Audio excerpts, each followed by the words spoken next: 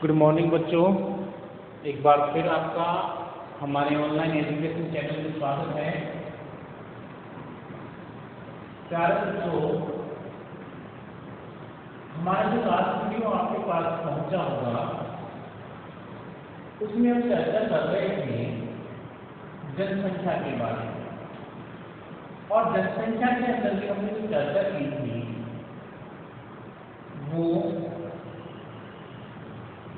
जनसंख्या वितरण के बारे में हमारी चर्चा चल रही है। और उसके अंदर भी हमने आपको जनसंख्या घनत्व के बारे में बताया था कि जनसंख्या घनत्व क्या होता है, जनसंख्या वितरण क्या होता है, विश्व के कौन कौन से भागों में जनसंख्या का फैलाव कम पाया जाता है या ज़्यादा पाया जाता है। तो ये जनसंख्या वितरण या फैलाव की जो प्रक्रिया थी बच्चों, उसके आधार पर संपूर्ण विश्व में जो विषमताएं देखने को मिलती हैं, प्रादेशिक आधार पर जो भिन्नताएं पाई जाती हैं, उन सभी भिन्नताओं को आधार मानकर हमारे विश्व को अलग अलग भागों में विभाजित किया गया है। तो सबसे पहले हमारी चर्चा होने वाली है अत्यधिक जनसंख्या घनत्व या वितरण वाले क्षेत्र। अत्यधिक जन घनत्व वाले क्षेत्र विश्व के ऐसे भाग होते जहां पर बहुत अधिक मात्रा में जनसंख्या का वितरण पाया जाता है। ऐसे क्षेत्रों में जो जनसंख्या फैलाव की स्थिति होती है वो बहुत अधिक मात्रा में मिलती है, और अत्यधिक मात्रा में जनसंख्या मिलने के कारण एक ही क्षेत्र के अंदर प्रति इकाई क्षेत्र में जो निवास करने वाली जो जनसंख्या होती है वो बहुत अधिक हो जाती है। तो विश्व के ऐसे क्षेत्र बच्चों जहां पर 250 व्यक्ति प्रति वर्ग किलोमीटर से अधिक निवास करते हैं, 250 व्यक्ति प्रति वर्ग किलोमीटर से अधिक निवास करते हैं, ऐसे सभी क्षेत्रों को अत्यधिक जन घनत्व वाले क्षेत्रों की श्रेणी में शामिल किया गया है। यानी जहां पर जनसंख्या का घनत्व 250 व्यक्ति प्रति वर्ग किलोमीटर से अधिक पाया जाता है, ऐसे क्षेत्रों को अत्यधिक जनसंख्या घनत्व वाले क्षेत्रों के रूप में जाना जाता है। और ऐसे क्षेत्र जनसंख्या वितरण के दृष्टिकोण से विश्व के सबसे समृद्ध या सबसे सघन आबाद प्रदेशों के रूप में शामिल किए जाते हैं। अब विश्व में ऐसे क्षेत्र होने वाले हैं, वो कौन कौन से होने वाले हैं, कहाँ ऐसी स्थितियां हमें देखने को मिलने वाली हैं। तो ध्यान दीजिएगा, जहां अधिक घनत्व मिलेगा उसके पीछे बहुत सारी दशाओं की अनुकूलता जुड़ी हुई होती है। जहां पर मानवीय निवास के लिए जो आदर्श दशाएं पाई जाती हैं उनकी अनुकूलता हमें देखने को मिलती, वहां पे मनुष्य ज्यादा रहना चाहता है।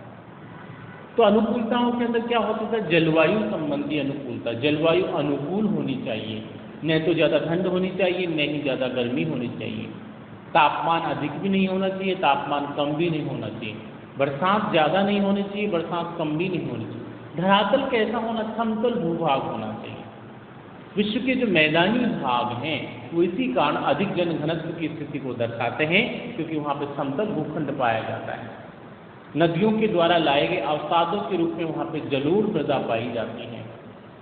तो समतल मैदानी भाग, उपजाऊ जो मिट्टी वाले भाग होते हैं वो, पर्याप्त मात्रा में जल की उपलब्धता वाले क्षेत्र, सिंचाई की सुविधा की उपलब्धता वाले क्षेत्र, खनिजों की संपन्नता वाले क्षेत्र, कृषि की प्रधानता वाले क्षेत्र, और साथ साथ में औद्योगिक दृष्टिकोण से जो विकसित क्षेत्र होते हैं बच्चों, उनमें सर्वाधिक मात्रा में जनसंख्या का फैलाव मिलता है।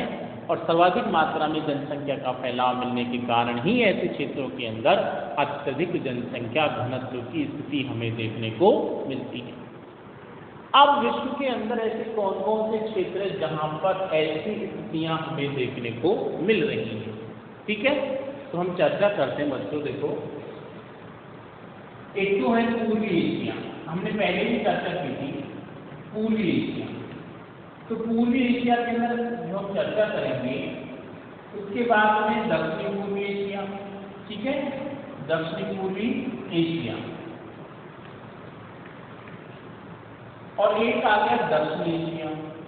ये सारे ऐसे क्षेत्र हैं जहां अनुकूल दशाएं पाई जाती हैं। साथ साथ में मध्यवर्ती और पश्चिमी यूरोप वाला जो भाग है वो भी इसी क्राइटेरिया के अंदर शामिल किया जाता है। मध्यवर्ती और पश्चिमी यूरोप वाला भाग और उत्तरी पूर्वी अमेरिका, उत्तरी पूर्वी अमेरिका। ठीक है, तो बच्चों ये सारे ऐसे क्षेत्र हैं जहां पर जनसंख्या का घनत्व हमें 250 व्यक्ति प्रति वर्ग किलोमीटर से अधिक देखने को मिलता है। क्यों मिलता है? ये जो आप पूर्वी एशिया देख रहे हैं, चीन है, जापान है, कोरिया वाला भाग, दक्षिण पूर्वी एशिया देख रहे हैं, हम देखेंगे सेकंड थाईलैंड आ जाएगा, इंडोनेशिया आ जाएगा, फिलीपींस आ जाएगा। दक्षिण एशिया के अंदर है भारत है, बांग्लादेश है, म्यांमार है, पाकिस्तान। इन सभी देशों की यदि स्थिति को मैप पर देखा जाए तो एक सामान्य सी चीज हमारे सामने निकल कर आती है। वो ये निकल कर आती है कि इनमें से अधिकांश क्षेत्रों का जो धरातल वो समतल धरातल है। नदियों के द्वारा निर्मित किए गए मैदानी भाग यहाँ पाए जाते हैं। उपजाऊ जलोढ़ मृदा की स्थिति इन क्षेत्रों में देखने को मिलती है। खनिजों के दृष्टिकोण से संपन्न क्षेत्र माने जाते हैं।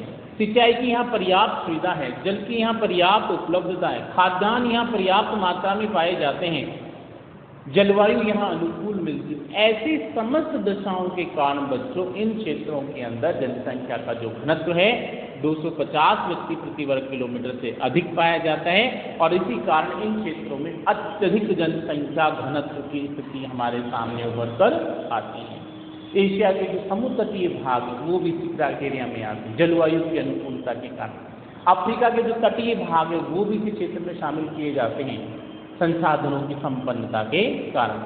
तो इन सभी क्षेत्रों में अधिक आदर्श दशाएं मिलने के कारण मानव के लिए जो अनुकूल दशाएं होती है उनकी प्रधानता के कारण यहाँ जनसंख्या का जो घनत्व है वो 250 व्यक्ति प्रति वर्ग किलोमीटर से अधिक पाया जाता है और इसी कारण इन्हें जनसंख्या वितरण और फैलाव के दृष्टिकोण से अत्यधिक जनसंख्या घनत्व वाले क्षेत्रों की श्रेणी में शामिल किया जाता है।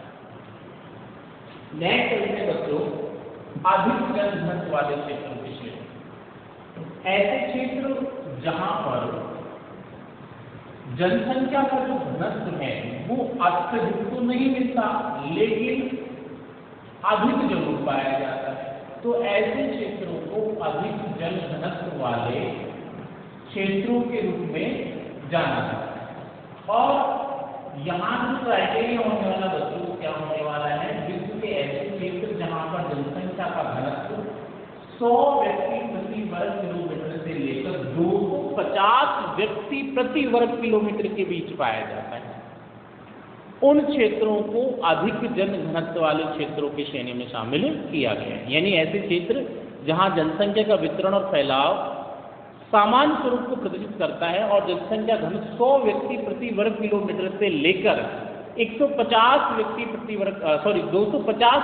वर्ग किलोमीटर के बीच देखने को मिलता है, तो ऐसे क्षेत्रों को बच्चों क्या कहा जाता है, अधिक जन घनत्व वाले क्षेत्रों की श्रेणी में शामिल किया जाता है। अब विश्व में ऐसी स्थितियां कहाँ देखने को मिलेंगी जहां हमें अधिक जन घनत्व की स्थिति परिदृशित होगी या परिलक्षित होगी। तो चलते हैं बच्चों, विश्व में जो अधिक जन घनत्व वाले क्षेत्र हैं जहां का जनसंख्या घनत्व 100 से 250 व्यक्ति प्रति वर्ग किलोमीटर पाया जाता है, उसके अंदर मुख्य रूप से दक्षिणी और दक्षिण पूर्वी यूरोप वाला जो भाग है, दक्षिणी और दक्षिण पूर्वी जो यूरोप वाला भाग है वहां पर हमें ऐसी ही स्थिति देखने को मिलती है। कैसी स्थिति? अधिक जन घनत्व की स्थिति हमें देखने को मिलती है। साथ साथ में आप देखेंगे बच्चों जो उत्तरी अमेरिका है उसका मध्यवर्ती भाग किसका मध्यवर्ती भाग है? उत्तरी अमेरिका का। उत्तरी अमेरिका का जो मध्यवर्ती भाग है वहां भी ऐसी स्थिति हमें देखने को मिलती है। मध्यवर्ती जो भारत है बच्चों उसमें भी हमें ऐसी स्थिति देखने को मिलती है। मध्यवर्ती भारत के साथ साथ में उत्तरी पश्चिमी जो चीन है वहां भी हमें ऐसी स्थिति देखने को मिलती है। और साथ साथ में जो अफ्रीका के जो तटीय भाग हैं, उन अफ्रीका के तटीय भागों में भी हमें किसी प्रकार की स्थिति देखने को मिलती है। ये सारे के सारे ऐसे क्षेत्र हैं बच्चों जहाँ पर जनसंख्या का जो घनत्व है वो 100 से लेकर 250 व्यक्ति प्रति वर्ग किलोमीटर के बीच देखने को मिलता है। तो ये सारे जो एरिया होंगे इनको बच्चों किसकी श्रेणी में शामिल करने वाले हैं? अधिक जन घनत्व की श्रेणी में शामिल करने वाले हैं। ध्यान दीजिए कौन कौन से हैं। दक्षिणी और दक्षिणी पूर्वी जो यूरोप है उसका अधिकांश भाग शामिल होने वाला है। मध्यवर्ती भाग शामिल होने वाला है किसका? उत्तरी अमेरिका जो महाद्वीप है उसका मध्यवर्ती भाग शामिल होने वाला है। मध्यवर्ती भारत जो इसी में शामिल होगा। उत्तरी पश्चिम जो चीन है वो भी इसी में शामिल हो जाएगा। अफ्रीका के जो तटीय भाग है वो भी इसी में शामिल हो जाएंगे। और साथ साथ में जो दक्षिणी ऑस्ट्रेलिया वाला भाग है बच्चों वो भी इसी की श्रेणी में शामिल किया जाएगा। तो ऐसे सभी क्षेत्रों में भी मानव निवास के लिए अनुकूल दशाएं तो मिलती हैं, लेकिन उतनी अनुकूल नहीं मिलती जितनी कहाँ मिल रही थी? इन क्षेत्रों के रूप में मिल रही थी। तो इसी कारण यहाँ पे जनसंख्या का घनत्व जो है अत्यधिक जन घनत्व वाले क्षेत्रों की तुलना में थोड़ा कम हमें देखने को मिलता है। चलिए अब आगे चलते हैं तीसरे टॉपिक के ऊपर। सामान्य जन घनत्व वाले क्षेत्रों के रूप में चलते हैं। सामान्य जन घनत्व वाले क्षेत्र कहाँ कहाँ पाए जाते हैं? तो हमारी चर्चा होने वाली है सामान्य जन घनत्व वाले क्षेत्र। सामान्य जन घनत्व वाले क्षेत्र।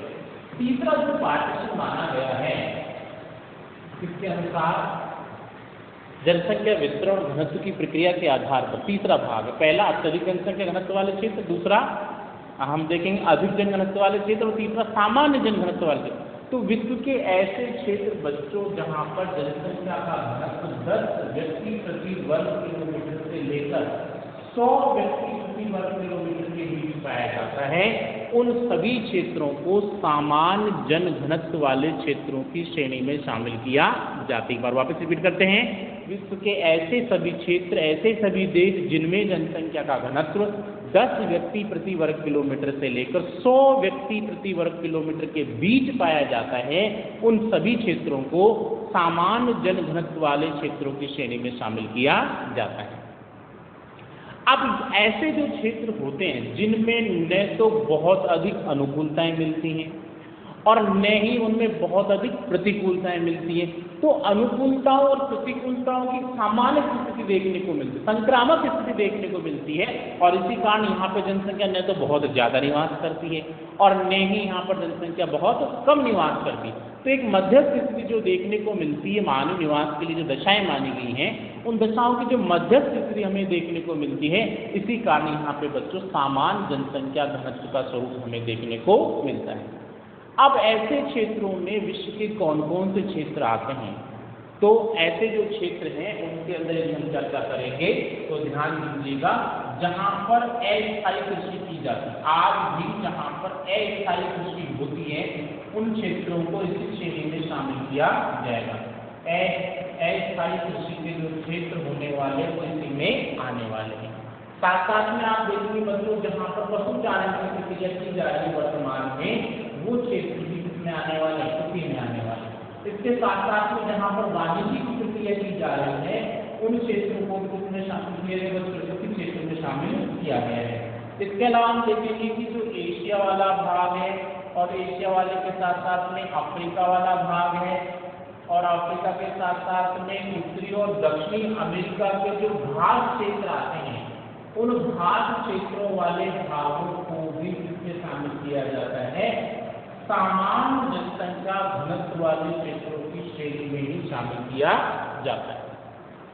अब अस्थायी कृषि का मतलब है जहाँ के लोग आज भी स्थान बदल बदल कर खेती करने का कार्य करते हैं, स्थायी रूप से बसे नहीं है।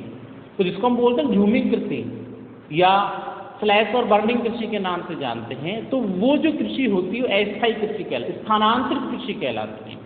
तो ऐसी कृषि जहाँ भी की जाएगी वहाँ सामान्य जनसंख्या घनत्व हमें देखने को मिलेगा। दूसरा, विश्व के ऐसे क्षेत्र जहाँ आज भी पशुपालन या पशुचारण की प्रक्रिया की जाती है, जनजातियों के द्वारा पशुओं को एक स्थान से दूसरे स्थान पर लाने ले जाने चराने की प्रक्रियाएं की जाती है, लोगों के द्वारा मौसमी प्रवास किया जाता है, ट्रांसमूवमेंट की जो प्रक्रिया हमें देखने को मिलती है, ऐसे सभी पशु चारण वाले क्षेत्रों में सामान्य जनसंख्या घनत्व की स्थिति हमें देखने को मिलने वाली। अब चाहे उसमें हम अरब के बद्दुओं की चर्चा कर लें या फिर हमारे भारत में रहने वाले जो गुज्जर हैं, बकरवाल हैं, गद्दी हैं, भूटिया हैं, इनकी चर्चा कर लें, तो ये सारे के सारे ऐसे क्षेत्र हैं जहाँ पशुचारण की प्रक्रिया के कारण जनसंख्या का घनत्व न तो ज़्यादा अधिक हो पाए और न ही कम देखने को मिलता है। तो वानिकी की प्रक्रिया जहाँ हो रही है, जहाँ वर्तमान में कृषि वानिकी हो रही है, वनों का विकास किया जा रहा है, बागानों का विकास किया जा रहा है, उन क्षेत्रों में भी जनसंख्या घनत्व सामान्य देखने को मिलेगा। इसके साथ साथ एशिया के अंदर जो घास के मैदान पाए जाते हैं, एशिया और यूरोप में जो घास के मैदान पाए जाते हैं स्टेपीज के रूप में, तो स्टेपीज वाला क्षेत्र है, उत्तरी अमेरिका के अंदर प्रेरीज वाला क्षेत्र है, दक्षिणी अमेरिका के अंदर लानोज, कंपाज और पंपाज वाला क्षेत्र है, और अफ्रीका महाद्वीप के अंदर जो वेल्डस घास के मैदान पाए जाते हैं, उन घास के मैदानी भागों में भी जनसंख्या कम निवास करती है। इसी कारण इन क्षेत्रों में जनसंख्या घनत्व 10 व्यक्ति से लेकर 100 व्यक्ति प्रति वर्ग किलोमीटर के बीच देखने को मिलता है। तो ऐसे सभी क्षेत्रों को सामान्य जनसंख्या घनत्व वाले क्षेत्रों की श्रेणी में शामिल किया गया है। अब चौथा जो पॉइंट आता है बच्चों, वो आता है कम जनसंख्या घनत्व वाले क्षेत्र। कम जनसंख्या घनत्व वाली ऐसी स्थिति जहाँ पे जनसंख्या कम पाई जाती है, कम जन घनत्व वाले क्षेत्र। अब नाम से स्पष्ट हो रहा है कि ऐसे क्षेत्र कौन से होने वाले हैं। तो ऐसे क्षेत्र जहाँ पे जनसंख्या का घनत्व 1 व्यक्ति प्रति वर्ग किलोमीटर से लेकर 10 व्यक्ति प्रति वर्ग किलोमीटर के बीच पाया जाता है बच्चों, उन क्षेत्रों को कम जनसंख्या घनत्व वाले क्षेत्रों की श्रेणी में शामिल किया गया। विश्व के ऐसे क्षेत्र जहां पर जनसंख्या का घनत्व 1 व्यक्ति प्रति वर्ग किलोमीटर से लेकर 10 व्यक्ति प्रति वर्ग किलोमीटर के बीच देखने को मिलता है, तो ऐसे क्षेत्रों को कम जनसंख्या घनत्व वाले क्षेत्रों की श्रेणी में शामिल किया गया।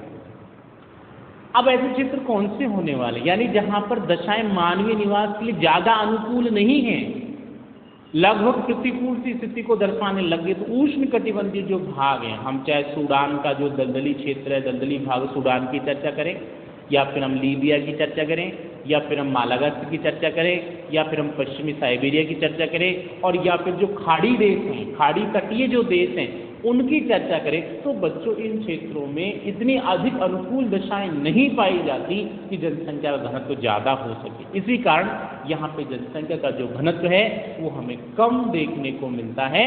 तो 1 से लेकर 10 व्यक्ति प्रति वर्ग किलोमीटर जनसंख्या घनत्व वाले जो विश्व के क्षेत्र हैं, उन्हें जनसंख्या घनत्व के इस प्रारूप के अंदर, यानी कम जनसंख्या घनत्व वाले क्षेत्रों की श्रेणी में शामिल किया जाता है। और हम चलते अंतिम ओर, अंतिम जो बिंदु है वो क्या है, प्राय जनविहीन क्षेत्र। प्राय जनविहीन क्षेत्र यानी कि बच्चों ऐसे क्षेत्र जहां पर जनसंख्या लगभग देखने को ही नहीं मिलती है, या फिर आप ऐसा भी कह सकते हैं ऐसे क्षेत्र जहां पे जनसंख्या घनत्व 1 व्यक्ति प्रति वर्ग किलोमीटर से कम पाया जाता है, विश्व के ऐसे क्षेत्रों को प्राय जनविहीन क्षेत्रों के रूप में जाना जाता है। अब ऐसे क्षेत्र कौन से होने वाले हैं? ऐसे क्षेत्र वो क्षेत्र होने वाले हैं जहां पर मानवीय निवास के लिए जो दशाएं हैं वो बहुत अधिक प्रतिकूल मिलती हैं, जहां पर अत्यधिक प्रतिकूल दशाओं के कारण मनुष्य रहना ही नहीं चाहता है। तो मानवीय निवास के दृष्टिकोण से अत्यधिक प्रतिकूलताओं वाले क्षेत्रों में जनसंख्या का जो फैलाव है या बसाव न के बराबर पाया जाता है। तो ऐसे बिना बसे हुए भागों को या जनसंख्या की अत्यधिक न्यूनता वाले भागों को प्राय जनविहीन क्षेत्रों के नाम से या निर्जन क्षेत्रों के नाम से जाना जाता है। अब विश्व में ऐसे भाग हमें कहाँ कहाँ देखने को मिलने वाले हैं, तो ध्यान दीजिएगा बच्चों।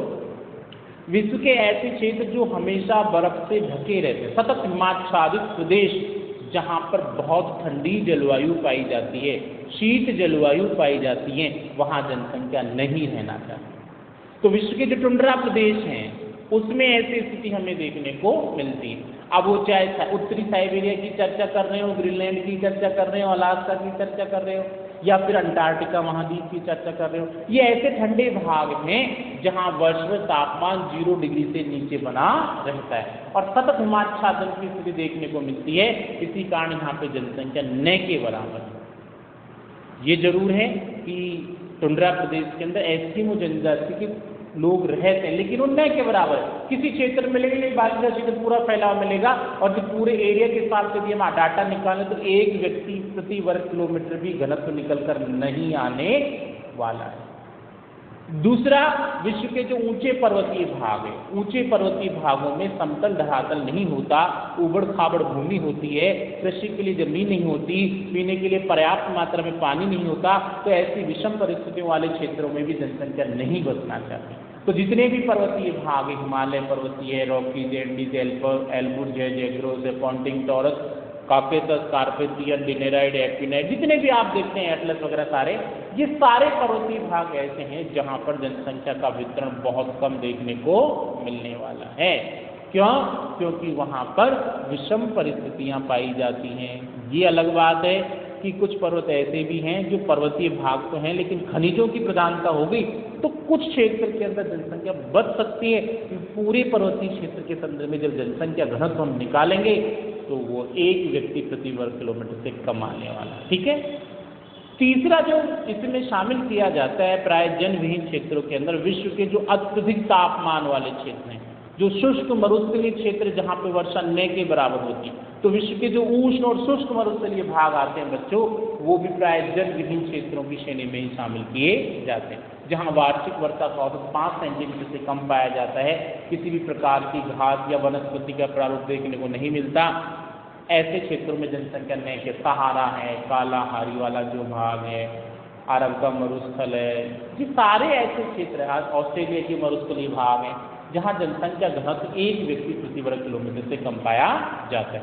और इसी के अंदर जो चौथा पॉइंट शामिल किया गया बच्चों, अत्यधिक वर्षा वाले विश्व के अंदर जो विषुवतरेखीय क्षेत्र है, भूमध्य रेखा के आसपास का क्षेत्र है, भूमध्य रेखा के दोनों ओर 5 डिग्री उत्तरी अक्षांश और 5 डिग्री दक्षिणी अक्षांश के बीच का जो क्षेत्र है, वहां पर अत्यधिक सघन बरसात होती है, रोजाना बरसात होती है, वार्षिक वर्षा का औसत 200 सेंटीमीटर से अधिक पाया जाता है। इसी कारण ऐसे क्षेत्रों में सदाबहार वन विकसित हो जाते हैं, धरातल पर पानी ही पानी भरा रहता है, बहुत सारी अत्यधिक आर्द्रता के कारण बहुत सारे जहरीले मच्छर मक्खियाँ उत्पन्न हो जाते हैं। तो ऐसे क्षेत्रों में बच्चों जनसंख्या निवास नहीं करना चाहती और परिणाम ये होता है कि विश्व के जो भूमध्यरेखीय भाग हैं उनमें भी जनसंख्या का घनत्व हमें एक व्यक्ति प्रति वर्ग किलोमीटर से कम देखने को मिलता है। तो ये सारे ऐसे क्षेत्र हैं बच्चों जो प्राय जनविहीन क्षेत्रों की श्रेणी में शामिल किए जाते हैं, जनसंख्या की दृष्टि से निर्जन क्षेत्रों की श्रेणी में शामिल किए जाते हैं।